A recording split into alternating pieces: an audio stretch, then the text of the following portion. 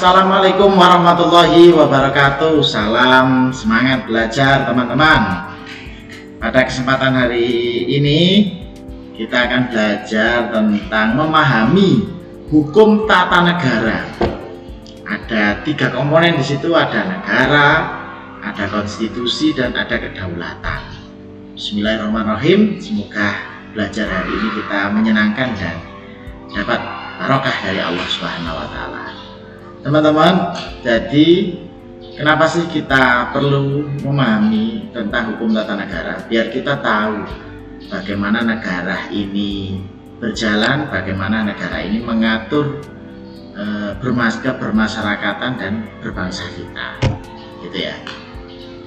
Pertanyaannya adalah apa sih negara itu? Jadi negara adalah organisasi kekuasaan yang berdaulat atas wilayah tertentu dengan penduduknya. Ibarat sebuah rumah besar, negara memiliki aturan atau konstitusi. Di awal tadi ya. Yang kedua, negara punya pemimpin atau pemerintahan. Jadi dalam sebuah rumah itu harus ada aturan, harus ada pemimpin. Atau biasanya kita ada ayah. Apa aturannya? Perempuan nggak boleh pulang malam-malam. Apa aturannya? Kalau anak ngomong sama orang tua harus dengan yang sopan. Apa aturannya? Seorang ayah harus menghidupi keluarganya. Nah itu, jadi ada aturan, ada pemimpin, yang terakhir adalah ada penghuni atau rakyat. Ada anak di situ, ada istri, ada adik, ada kakak. Jadi ibarat negara itu adalah sebuah rumah itu. Ada aturan, ada kepala keluarga, pemerintah, ada rakyat, ada ibu, anak, dan seterusnya.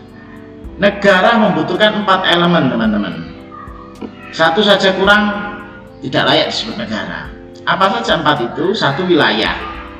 Jadi negara harus jelas teritorialnya, dari Sabang ke Merauke, dan seterusnya dan seterusnya. Terus harus punya rakyat.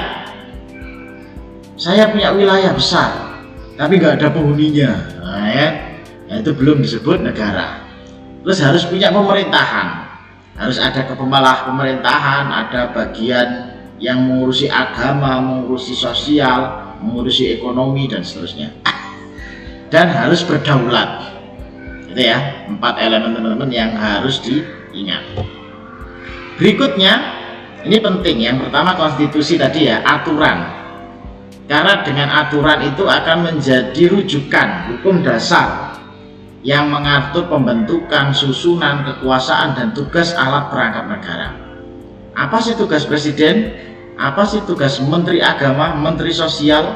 Apa sih tugas anggota dewan? Nah, itu harus ada aturannya atau konstitusi, cara bermain.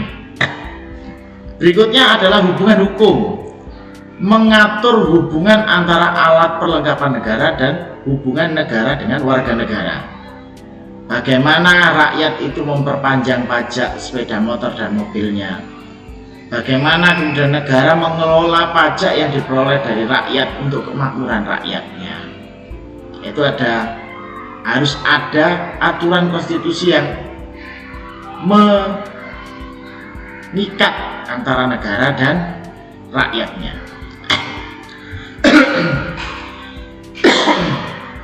Dan konstitusi ini juga jadi buku panduan. Jadi ibarat buku panduan adalah resep bagaimana negara ini dijalankan. Itu harus ada merujuk pada konstitusi. Nah, konstitusi ada yang tertulis maupun ada yang tidak tertulis. Contohnya yang tertulis adalah Undang-Undang Dasar 1945 kalau di Indonesia. Ini Constitution of the United States, ini kalau di Amerika.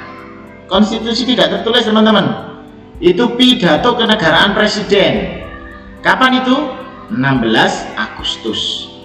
Itu akan menjadi konstitusi, aturan baru, kebijakan-kebijakan beliau, visi misi beliau yang disampaikan dalam pidato kenegaraan pada 16 Agustus.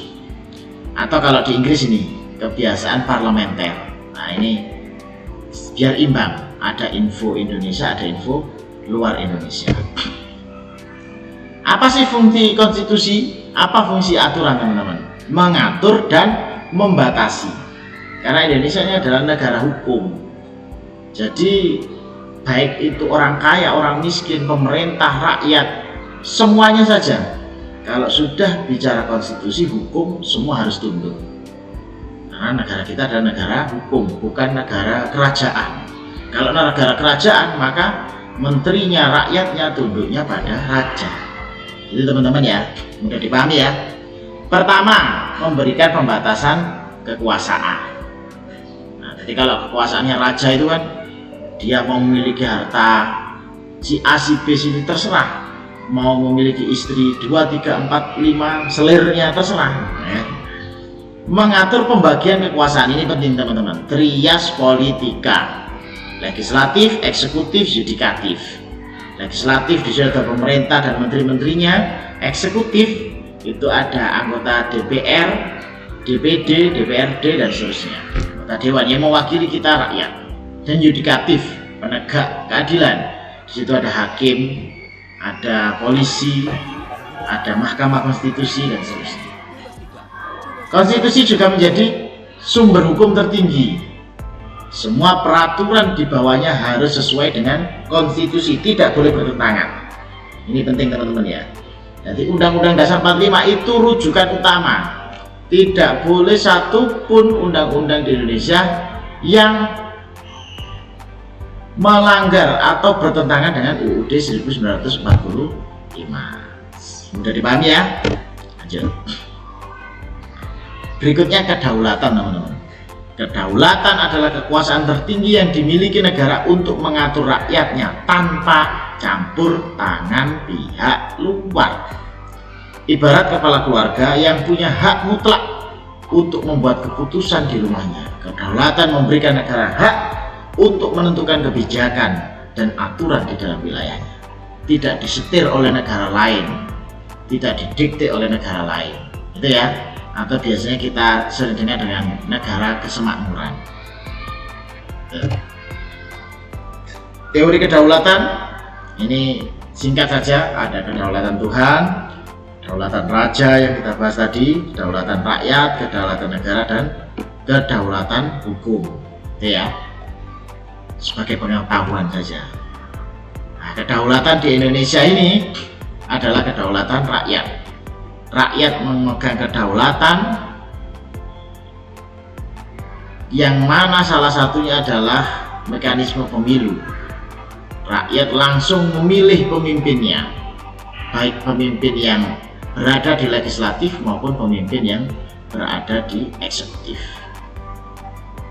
Dan pemimpin yang kita pilih tadi akan mewakili rakyat untuk mengatur negara Kesatuan Republik Indonesia.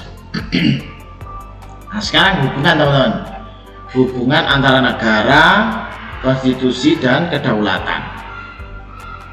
Negara adalah wadahnya, rumah tadi ya.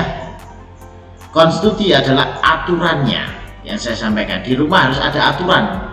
Bagaimana ngomong anak kecil ke orang tua, harus ada aturan, siapa bagian masak, siapa bagian nyari nafkah, siapa bagian bersih-bersih. Aturan ini harus jelas. Terus kedaulatan, tidak boleh dalam suatu rumah itu yang mengatur adalah bukan orang rumah itu, yang ada nanti tersinggung. Itu teman-teman ya. Jadi harus berdaulat, harus merdeka ya. Ketiganya ini saling keterkaitan, membentuk satu kesatuan dalam sistem ketenagakerjaan. Tanpa salah satu, negara tidak dapat berjalan dengan baik. Kesimpulannya, dari negara, konstitusi, dan kedaulatan, satu menjadi fondasi penting. Kita semuanya memahami konsep negara, konstitusi, dan kedaulatan. Kedua teman-teman, pembelajaran kita kali ini tentang tata negara itu menjadi landasan kita untuk nanti belajar lebih lanjut tentang hukum, tentang konstitusi, tentang aturan-aturan yang ada di Indonesia. Dengan memahami ketiga konsep ini, kita dapat lebih mengerti bagaimana Indonesia sebagai negara yang berdaulat mengatur kehidupan bernegara dan bermasyarakat. Ingat, negara, konstitusi, dan kedaulatan. Saya kira itu yang bisa saya sampaikan teman-teman pada kesempatan video kali ini. Silakan kalau mau ada yang sharing, tanya jawab di kolom komentar. Terima kasih. Wallahul muwaffiq ila aqwamit thoriq. Wassalamualaikum warahmatullahi wabarakatuh.